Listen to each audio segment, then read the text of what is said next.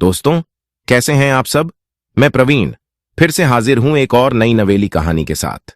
उम्मीद करता हूं कहानी आपको बहुत पसंद आएगी। तो देर किस बात की, चलिए शुरू करते हैं। एक बार की बात है कि एक राजकुमार की शादी हुई। अगले दिन उसके पिता ने उसको बुलाकर कहा कि अपनी पत्नी से कहना कि राजा ने उसे सलाम भेजा है। राजकुमार ने वैसा ही किया तो राजकुमारी ने कहा, ठीक है। शाम को राजा ने पूछा कि राजकुमारी ने क्या जवाब दिया। जब उसे राजकुमारी का जवाब पता चला तो वह बोला, अफसोस, मैंने राजकुमार की शादी पर बेकार ही पैसा खर्च किया। कुछ दिन बाद राजकुमार की दोबारा शादी की गई तो राजा ने उस राजकुमारी को भी वही संदेश भेजा कि राजकुमारी से कहना कि राजा ने तुम्हें सलाम भेजा है। इस राजकुमारी ने भी वही कहा, ठीक है। जब राजा ने राजकुमारी का यह जवाब सुना तो राजा के मुंह से फिर निकला, उफ, मैंने राजकुमार की शादी पर बेकार ही पैसा खर्च किया। कुछ समय बाद राजा ने राजकुमार की तीसरी शादी की तो राजा ने उस राजकुमारी को भी वही संदेश भेजा कि राजकुमारी से कहना कि राजा ने तुम्हें सलाम भेजा है। यह राजकुमारी थोड़ी सी शर्मीली और भले घर की थी। राजा का यह संदेश सुनकर वह अपने पति से बोली कि वह राजा को जाकर यह कहे, मैं उनकी क्या लगती हूं जो उन्होंने मुझे देखा और सलाम भेजा।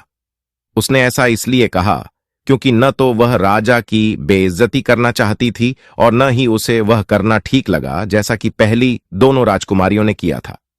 राजकुमारी का यह जवाब सुनकर राजा बहुत खुश हुआ। उसने राजकुमार से कहा, तुम्हारी यह पत्नी बहुत अच्छी और समझदार है। तुम्हारी इस शादी पर मैंने अपना पैसा बेकार खर्च नहीं किया।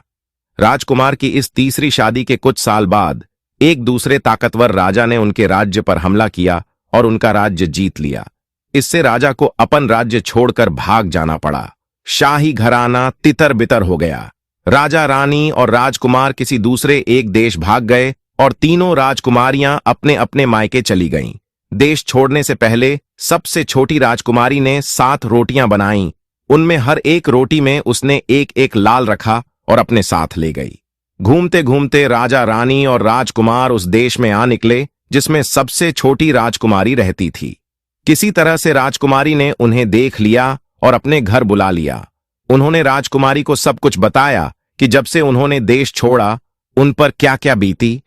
राजकुमारी को उन पर दया आ गई तो उसने राजा को एक रोटी दी और कहा, यह रोटी तो बहुत पुरानी है पर इसके बीच में एक लाल रखा है। इसको बाजार में बेचकर आप अपने लिए जरूरत का सामान खरीद लें। राजा ने राजकुमारी को धन्यवाद दिया और तुरंत ही उस लाल को बेचने के लिए बाजार चल दिया। वह बाजार की सबसे बड़ी दुकान पर गया और वहां उससे लाल खरीदने के लिए कहा। दुकानदार उस लाल की सारी कीमत देने में सकपकाया तो राजा ने कहा कि ठीक है, अगर तुम अभी मुझे इसके पूरे पैसे नहीं दे सकते तो न सही, मुझे कुछ पैसे दो, बाकी पैसे मैं कल आकर ले जाऊंगा। दुकानदार ने उसको कुछ पैसे दे दिए और राजा से अगले दिन आने के लिए कहा। अगले दिन जब राजा अपने बाकी के पैसे लेने उसकी दुकान पर गया तो दुकानदार ने उसको डांट पिलाई, कैसे पैसे, किसके पैसे, चले जाओ यहां से। बेकार की बातों में मेरा समय बर्बाद मत करो। बहुत सारे लोगों ने इसी तरह से मेरा समय बर्बाद किया है जैसे कि तुम कर रहे हो। वे सोचते थे कि इस तरीके से वे मुझे धोखा दे लेंगे, पर मैं धोखा खाने वाला नहीं था। पर हम में से कुछ की याद बहुत अच्छी है। तुमने मुझे लाल बेचा ही कब?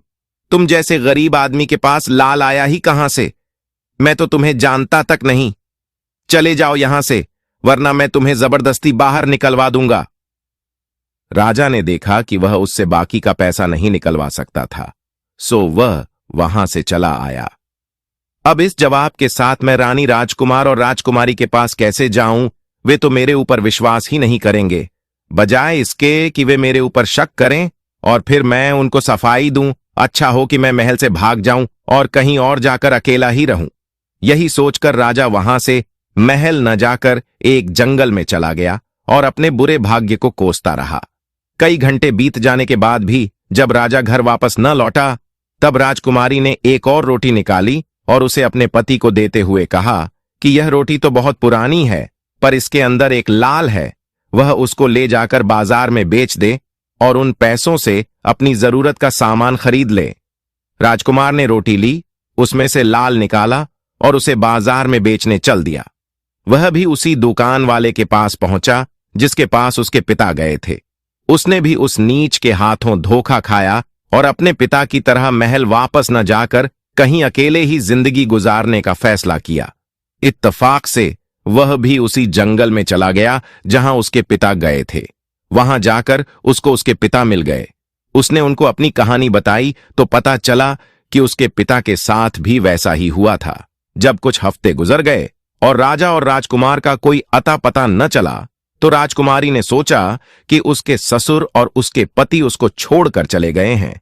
उसने एक और रोटी निकाली और रानी को देकर कहा कि रोटी तो बहुत पुरानी है, पर इसमें एक लाल ही जिसको बेचकर कुछ पैसा मिल सकता है, सो वह उसे बाजार में बेचकर उसका पैसा बना ले। इत्तफाक से वह भी उसी दुकानदार के पास पहुंच गई और उसके साथ भी वही हुआ जो राजा और राजकुमार के साथ हुआ था।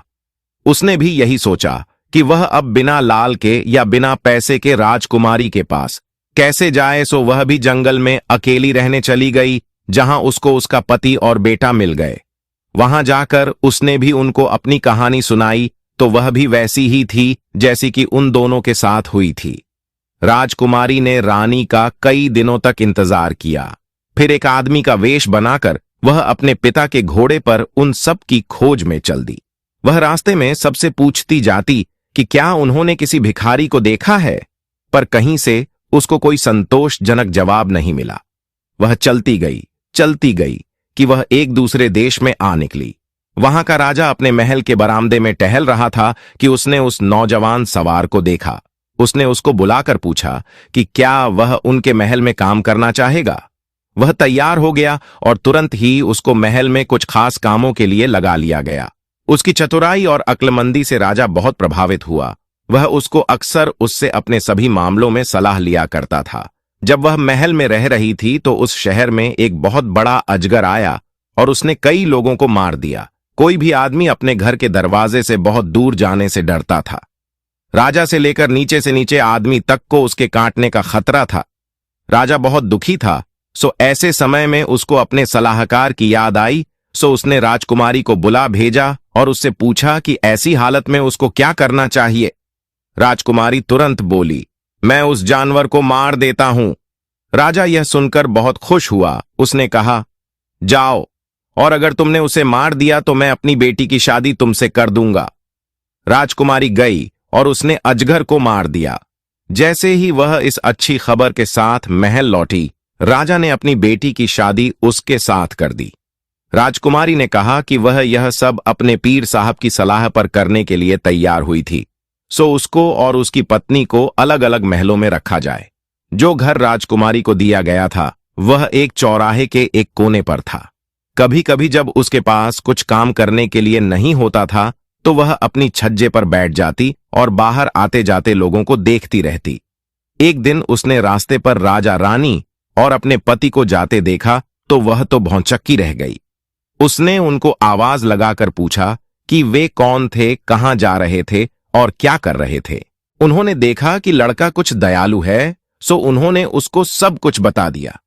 उसने उनको अंदर बुला लिया और बताया कि वह कौन थी। उसने कहा, देखिए, मैं आपकी बहू हूं। मुझे नहीं मालूम कि आपके ऊपर क्या गुजरी, सो मैंने अपना वेश बदला और आप लोगों की खोज में निकल पड़ी।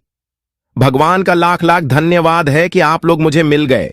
आप यहां शाम तक इंतजार करें, तब मैं आपके साथ चलूंगी। हम सब उस नीच दुकानदार के पास चलेंगे। उसको इसकी सजा मिलनी ही चाहिए और हमारा सामान हमको वापस मिलना ही चाहिए। उस शाम को राजकुमारी राजा रानी और राजकुमार के साथ उस दुकानदार की तरफ चल दी। जल्दी ही वे उसके घर पहुंच गए और उसको इतने जोर की धमकी दी कि उसने राजा की सजा से डरकर अपनी सारी चीजें बेचकर उनका सामान उनको लौटा दिया। उसके बाद राजकुमारी ने उस राजा के पास सब बातों को समझाकर संदेश भेजा जिसकी बेटी से उसने शादी की थी कि उसको माफ कर दिया जाए और वह अपनी बेटी की शादी राजकुमार से कर दे। राजा राजी हो गया। उसने अपनी बेटी की शादी राजकुमार से कर दी। फिर उसने राजकुमारी के ससुर को बहुत सारी सहायता दी, जिससे उन्होंने अपना राज्य फिर से पा लिया और फिर चारों तरफ शांति ही शांति रही। कहानी पसंद आई हो तो दिल खोल के लाइक, शेयर कर दो और सब्सक्राइब करके सपोर्ट करो। मिलते हैं अगली वीडियो में, तब तक के लिए हंसते रहिए, मुस्कुराते रहिए।